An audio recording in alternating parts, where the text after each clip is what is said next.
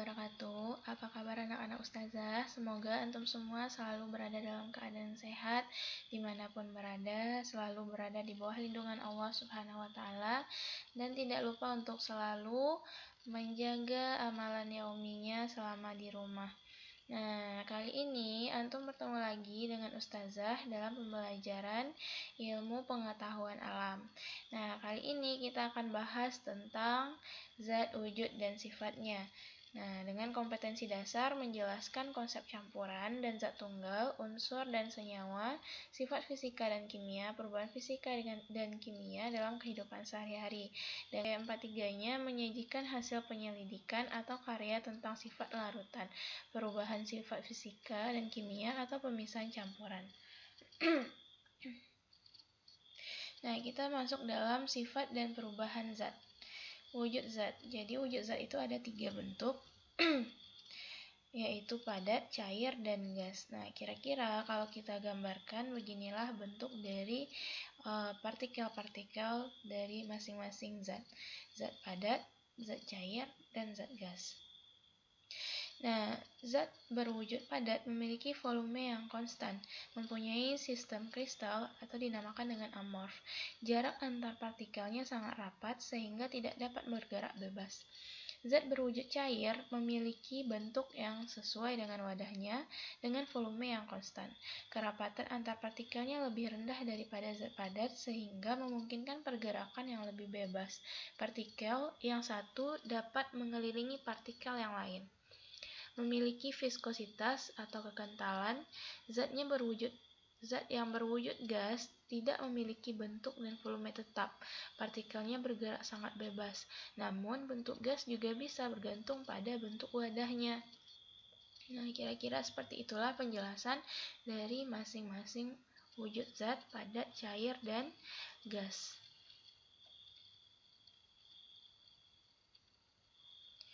Nah, selanjutnya kita masuk dalam sifat fisika dan sifat kimia. Nah, apa itu sifat fisika? Sifat fisika adalah sifat yang dapat diamati secara langsung tanpa mengubah susunan zat. Misalnya wujud, warna, bau, titik didih, titik lebur, dan kelarutan. Sedangkan sifat kimia adalah sifat yang dapat diamati setelah suatu zat berubah menjadi zat lain. Misalnya dapat berkarat pada besi, dapat membusuk pada makanan, dan dapat dibakar. Nah, kira-kira itu dia perubahan sifat fisika dan sifat kimia. Perubahan sifat fisika dan perubahan kimia.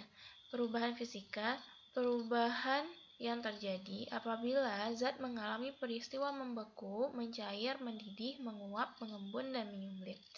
Nah, ini dia bentuk perubahan wujud zat. Jika gas berubah menjadi cair, dia mengembun. Sedangkan cair berubah jadi gas, dia menguap. Nah, atau gas menjadi padat disebut dengan menyumlim, sedangkan padat menjadi gas juga menyumlim. Atau dari padat ke cair. Cair menjadi padat disebut membeku, sedangkan padat menjadi cair disebut meleleh atau melebur. Nah, itu dia bentuk-bentuk perubahan dari wujud zat. Perubahan bentuk benda tanpa perubahan susunan kimianya. Contohnya kertas yang digunting. Nah, itu dia perubahan fisika. Atau kaca yang dipecahkan tidak berubah susunan kimianya. Itu disebut dengan perubahan fisika.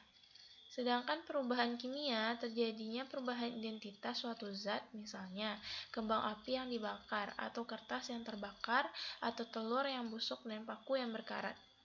Perubahan kimia disebut juga reaksi kimia. Contohnya reaksi besi dan oksigen membentuk karat. Zat yang bereaksi disebut reaktan dan hasil dari reaksi tersebut disebut produk. Tanda-tanda terjadi reaksi kimia yaitu terjadinya perubahan warna, perubahan suhu, berbentuk gas, dan terbentuk endapan. Selanjutnya kita masuk dalam unsur, senyawa, dan campuran. Secara umum, zat terdiri dari 2 jenis, yaitu zat tunggal dan zat campuran. Zat tunggal itu merupakan zat murni, dibedakan menjadi unsur dan senyawa. Unsur merupakan zat tunggal yang sudah tidak bisa diuraikan lagi menjadi zat yang lebih sederhana. Contohnya, gas oksigen, O2, besi Fe, tembaga Au, dan silikon Si. Atau senyawa merupakan zat tunggal yang dapat diuraikan dengan cara kimia menjadi zat yang sederhana. Contohnya air murni H2O, bisa kita pisahkan antara hidrogen dan oksigennya. Begitu juga dengan garam dapur NaCl dan gula pasir C12H22O11. Sedangkan campuran dibedakan menjadi campuran homogen dan campuran heterogen. Campuran homogen adalah larutan campuran yang memiliki ukuran partikel yang sangat halus dan tidak dapat dipisahkan dengan penyaring biasa. Contohnya gula yang larut di dalam air dan garam yang dilarutkan dalam air. Jadi ketika kita masukkan gula dalam air kemudian diaduk, tidak terlihat perbedaan antara gula dan airnya karena campurannya bersifat homogen. Sedangkan campuran heterogen adalah campuran yang memiliki ukuran partikel yang dapat dilihat oleh mata dan dapat dipisahkan dengan penyaringan. Contohnya pasir yang larut di dalam air dan campuran air dengan minyak. Nah, ini campuran yang bisa kita lihat perbedaannya. Misalnya pasir yang dilarutkan dalam air. Pasirnya akan mengendap di bagian bawah air, sedangkan airnya memenuhi wadah. Nah, nampak perbedaan antara pasir dan airnya. Begitu juga dengan campuran air dan minyak. Pada suatu larutan selalu ada zat terlarut atau solut dan zat pelarut atau solvent. Biasanya jumlah zat pelarut lebih banyak dari zat terlarut. Misalnya, pada larutan gula dan air, gula merupakan zat terlarut dan air merupakan pelarut. Ketika jumlah air tertentu tidak mampu melarutkan gula, maka larutan tersebut dinamakan larutan jenuh. Larutan jenuh. Ketika jumlah air atau pelarut tidak mampu melarutkan gula atau zat yang terlarut, maka larutan tersebut dinamakan larutan jenuh. Kelarutan merupakan kemampuan zat untuk melarutkan. Air merupakan pelarut yang paling baik. Beberapa faktor yang mempengaruhi kelarutan adalah yang pertama, suhu. Pada suhu tinggi, partikel zat bergerak lebih cepat sehingga lebih sering terjadi tumbukan antara partikel zat terlarut dengan zat pelarut. Akibatnya makin tinggi suhu, kelarutan akan semakin besar. 2. Volume pelarut. Semakin banyak zat pelarut, maka semakin banyak zat terlarut dapat larut. Yang ketiga, ukuran zat. Misalnya garam yang berbentuk serbuk lebih mudah larut daripada garam yang berbentuk kristal. Jadi itu dia 3 faktor yang mempengaruhi kelarutan. Yang pertama suhu, semakin tinggi suhu maka tingkat kelarutan akan semakin cepat. Kemudian volume pelarut, semakin banyak pelarut maka zat terlarut akan semakin mudah untuk dilarutkan.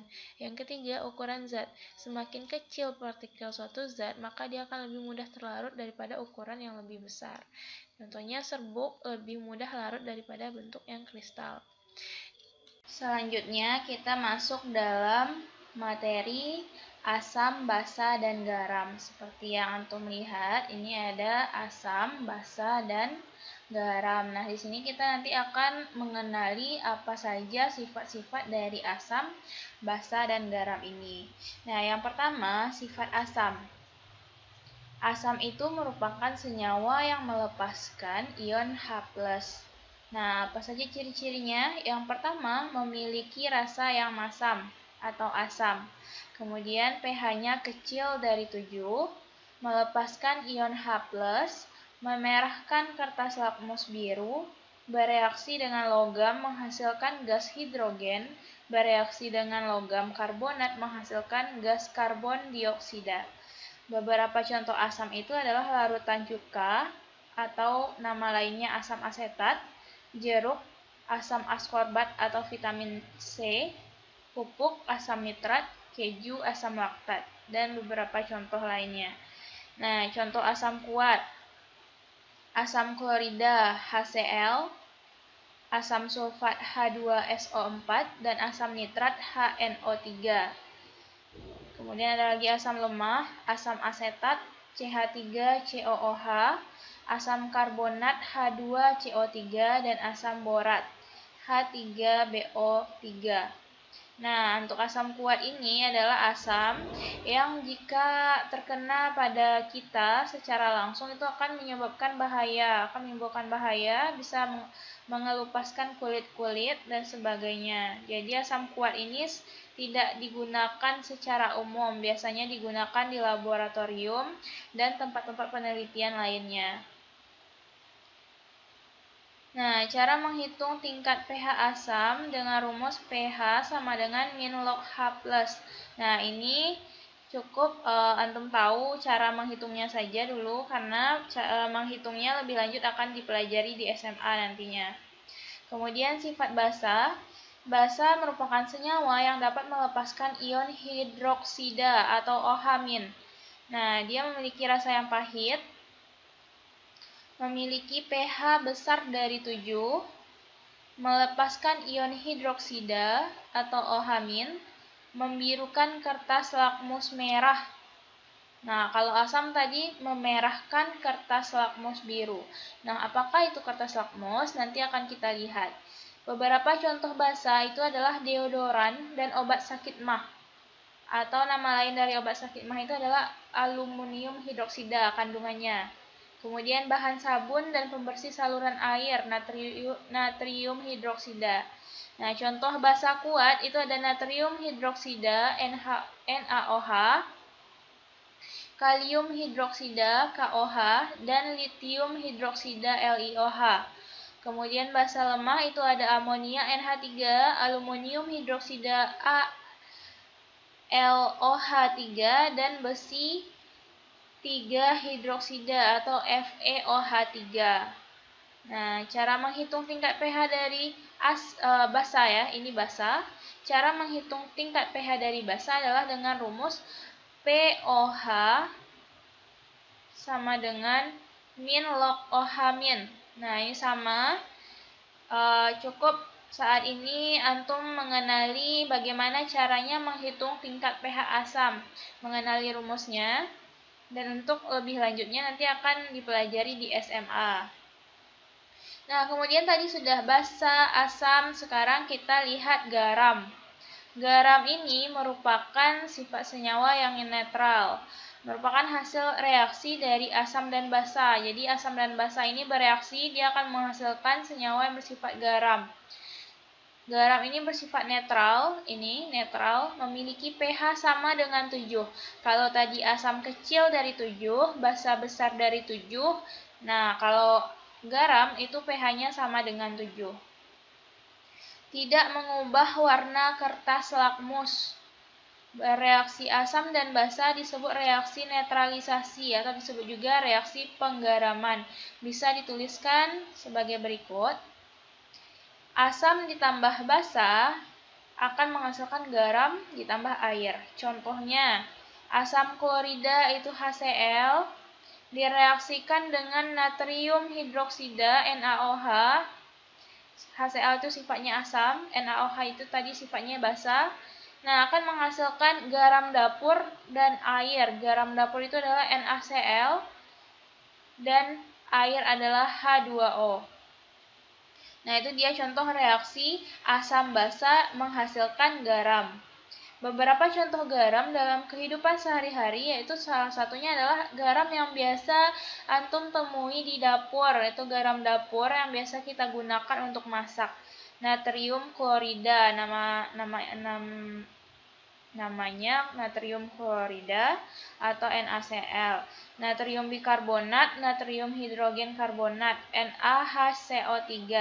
Juga kalsit, yaitu kalsium karbonat, CaCO3. Nah, itu dia contoh-contoh dari garam. Selanjutnya, larutan asam basa dan garam dapat diidentifikasi dengan indikator alami larutan indikator dan larutan indikator. Indikator alami misalnya bunga mawar, bunga bougainville atau bunga kertas, bunga sepatu, kunyit, kulit manggis, dan kubis ungu. Nah, ini merupakan indikator alami. Indikator itu artinya penanda dari sifatnya. Misalnya, apa yang dihasilkan dari indikator alami ini akan menandakan apakah larutan tersebut bersifat asam, basa, atau garam. Nah, itu dia indikator penanda. Nah, dari tumbuh-tumbuhan ini, kita bisa menentukan apakah suatu senyawa atau larutan yang kita uji itu sifatnya asam, basa, atau garam.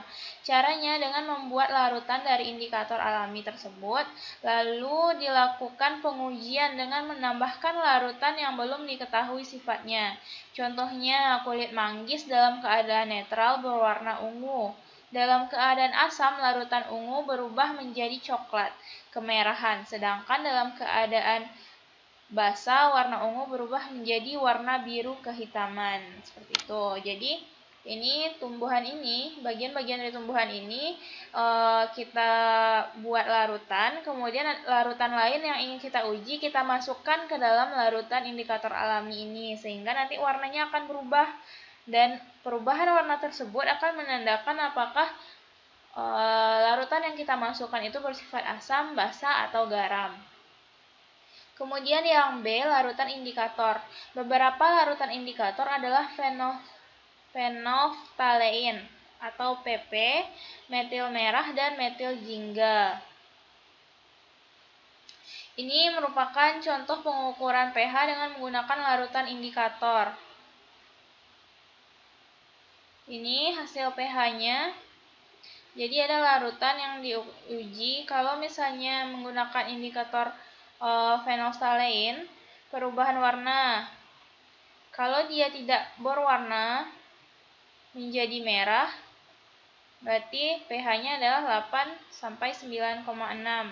Metil merah, kalau dia diuji dengan metil merah, kemudian perubahan warnanya merah kuning, maka trayek pH-nya adalah 4,2 sampai 6,2. Nah, ini maksudnya nilai pH-nya. Nilai pH-nya 4,2 sampai 6,2. Berarti ini menandakan sifatnya adalah asam karena kecil dari 7. Nah, coba lihat yang pakai bromtimol biru. Nah, perubahan warnanya kuning dan biru. Trayek pH-nya adalah 6 sampai 7,6. Begitu. Nah, ini menandakan trayek pH dari masing-masing larutan yang diuji dengan indikator larutan ini. Kemudian tadi ada kita bahas di atas kertas lakmus. Nah, kertas lakmus ini bisa memberitahu kita apakah senyawa atau larutan yang kita uji merupakan larutan asam, basa, atau garam. Nah, ini dia gambaran dari kertas lakmus. Nah, jadi kertas lakmus ini punya warna merah dan biru. Nah, kalau misalnya warna merah, kertas lakmus merah itu kita masukkan dalam larutan yang bersifat basa, maka kertas lakmus merah akan berubah jadi warna biru. Sedangkan kalau misalnya kertas lakmus biru kita masukkan dalam larutan yang bersifat asam, maka kertas lakmus biru tadi akan berubah menjadi merah. Nah, bagaimana kalau misalnya kita masukkan lakmus merah dalam larutan yang bersifat asam? Nah, tidak terjadi perubahan, lakmus merah akan tetap jadi merah. Begitu juga lakmus biru yang kita masukkan ke dalam larutan basa, dia tidak akan mengalami perubahan. Nah, begitu kira-kira contoh penggunaan dari kertas lakmus. Nah, bagaimana kalau misalnya larutannya netral? Kalau larutannya netral, lakmus merah ataupun lakmus biru tidak akan berubah warnanya, artinya warnanya akan tetap sesuai dengan warna yang kita masukkan ke dalam larutan. Nah, ini beberapa contoh hasil pengujian zat dengan menggunakan kertas lakmus. Nah, ini larutannya. Ada kapur, sabun, air sumur, larutan gula, larutan HCl, niasam, NaCl, cuka, NaOH, H2SO4.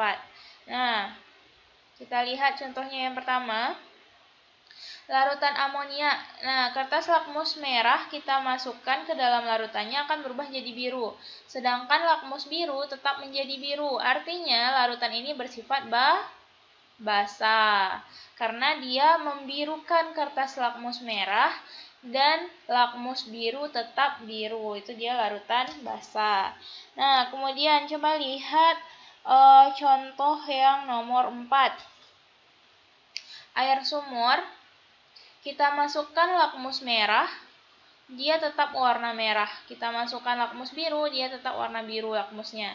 Tidak mengalami perubahan. Artinya, larutan air sumur ini sifatnya netral, sehingga tidak merubah kertas lakmus merah ataupun biru. Nah, kemudian bagaimana dengan yang asam? Contohnya larutan cuka. Cuka yang di dapur itu juga bisa diuji. Nah, kertas lakmus merah kita masukkan tetap jadi merah. Sedangkan lakmus biru yang kita masukkan dalam larutan cuka jadi merah. Artinya dia mau merubah kertas lakmus biru jadi merah. Nah, kira-kira apa sifatnya? Sifatnya adalah asam, yaitu memerahkan kertas lakmus biru dan lakmus merah akan tetap jadi merah. Itu dia sifat asam. Kemudian pH larutan dapat diukur dengan alat-alat ini. Ada namanya pH meter, larutan indikator, dan indikator universal. Selanjutnya kita masuk dalam materi pemisahan campuran. Nah, tadi kan sebelumnya kita sudah belajar di materi yang sebelumnya tentang campuran senyawa unsur. Nah, campuran itu ada campuran homogen dan ada campuran heterogen. Nah, pemisahan campuran dilakukan untuk memisahkan zat berguna dari pengotornya. Artinya, mungkin campuran itu tidak semuanya dibutuhkan, jadi perlu dipisahkan antara zat yang dimanfaatkan dengan zat yang tidak dimanfaatkan, seperti itu. Nah, pemisahannya dapat dilakukan dengan sifat fisika ataupun sifat kimia. Pemisahan campuran dengan menggunakan sifat fisika, yang pertama itu namanya pengayakan. Pengayakan diayak. Misalnya pengayakan pasir dalam pembuatan bangunan untuk memisahkan pasir halus dan pasir kasar. Ini sifatnya sifat fisika karena tidak ada perubahan kandungan dari pasirnya. Yang kedua, penyaringan. Biasanya digunakan untuk memisahkan padatan dengan cairan. Misalnya penyaringan santan, ampas akan tertinggal dan pada penyaringan, sedangkan air santan akan lolos dari penyaringan. Nah, santan yang tertinggal di penyaringan itu disebut dengan residu atau zat sisa, sedangkan santannya adalah filtrat hasil dari penyaringan. Yang ketiga, ada namanya sentrifugasi. Pemisahan substrat dalam jumlah sedikit menggunakan alat sentrifugasi. Misalnya pemisahan sel darah dengan plasma darah. Nah, sentrifugasi ini alatnya itu biasanya bisa memutar. Ada tabung, kita masukkan dalam alat sentrifugasi, tabungnya akan diputar dengan kecepatan tertentu. Nah, sehingga terpisahlah senyawa-senyawa atau unsur-unsur yang tidak sama. Misalnya ini pemisahan sel darah dengan plasma darah. Sel darah itu warnanya sel darah ya. Sel darah itu ada eritrosit, leukosit, trombosit terpisah dengan plasma darah atau cairan darah. Yang keempat, kristalisasi. Biasanya digunakan untuk memisahkan zat padat dari pengotornya untuk mendapatkan padatan murni. Contohnya, proses pemurnian gula tebu dari berbagai macam pengotornya. Artinya, gula tebunya menjadi kristal, kemudian pengotornya akan tersisa, sehingga bisa dipisahkan antara gula tebu dengan pengotornya. Kemudian penyulingan atau distilasi, yaitu pemisahan campuran berdasarkan titik didih. Misalnya distilasi air laut untuk mendapatkan air murni. Dengan dipanaskan air, sedangkan garam dalam larutan air laut akan tertinggal pada labu alat distilasinya. Air yang menguap tadi akan mengembun setelah melewati pendingin. Akhirnya air keluar dari alat distilasi sebagai air murni. Kemudian ada namanya lagi sublimasi, yaitu proses perubahan benda padat menjadi gas atau sebaliknya. Ada lagi namanya kromatografi, yaitu pemisahan campuran berdasarkan kecepatan rambat zat yang akan dipisahkan. Atau ekstraksi, memisahkan campuran dengan dua macam zat pelarut yang tidak saling bercampur. Misalnya pembuatan ekstrak daun cengkeh dengan pelarut etanol dan air. Nah, yang kedua, pemisahan campuran dengan menggunakan sifat kimia. Kalau tadi yang kita bahas di atas itu adalah dengan pemisahan sifat fisika. Nah, sekarang kita akan membahas tentang pemisahan campuran dengan menggunakan sifat kimia. Dilakukan dengan reaksi kimia sehingga menghasilkan zat baru, misalnya menghilangkan sadah pada air. Berarti memisahkan garam, kalsium, dan magnesium yang terdapat pada air dan dihasilkan air tanpa sadah. Nah, air yang dihasilkan adalah air yang bersih dari sadah.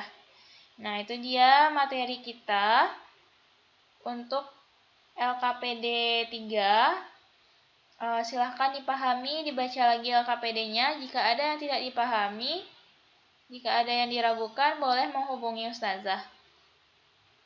Oke, demikianlah materi dari Ustazah. Sebelum Ustazah tutup, Ustazah berpesan kepada antum semua agar antum tidak lupa dalam menjaga kebersihannya selama di rumah atau dimanapun berada, memakai masker keluar rumah, rajin mencuci tangan, dan tidak lupa untuk terus berdoa kepada Allah agar wabah yang terjadi saat ini segera berakhir dan kita semua bisa terhindar dari wabah tersebut. Oke, Ustazah akhiri. Terima kasih atas perhatiannya. Assalamualaikum warahmatullahi wabarakatuh.